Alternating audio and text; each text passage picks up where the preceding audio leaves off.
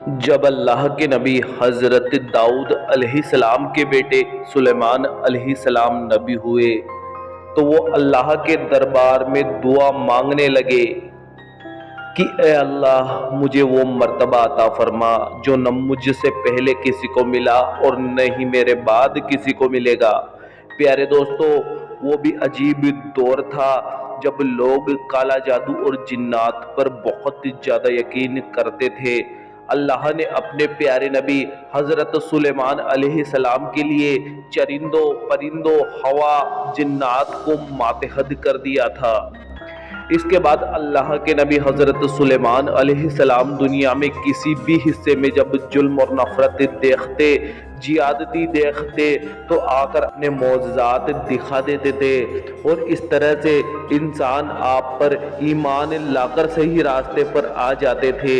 اور اگر کوئی جن انسانوں کے کسی گروہ پر حملہ کرتا تھا، انہیں تکلیف دیتا تھا، تو آپ اس جنات کو زنجیروں میں جکڑ لیتے تھے۔ ایک بار کی بات ہے کہ ایک جن آپ سے آ کر کہتا ہے، اے اللہ کے نبی، زمین پر بادلوں کے بیچ جناتوں کا ایک گروہ انسانوں پر ظلم کرتا ہے، اور وہاں کے جن انسانوں میں حلول کرتے ہیں اور پھر انسانوں کو تکلیف دے کر یہ مناتے ہیں کہ ان کے پاس غیب کا علم ہے، اور اس وجہ سے انسان بھی صراط مستقیم سے ہٹتے جا رہے ہیں۔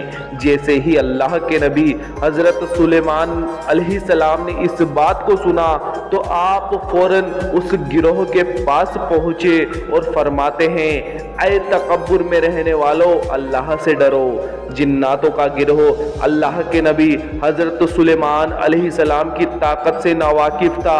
ان میں سے ایک جن الیاف کہنے لگا، ہم کسی سے نہیں ڈرتے، ہم اپنی مرضی کے مالک ہیں۔ ان کے قبیلے کے کچھ جن حضرت سلیمان علیہ السلام کو چاروں طرف سے گھیر لیتے ہیں اور کہتے ہیں، اگر تو واقعی میں سچا ہے تو ہمیں قید کر کے دکھا۔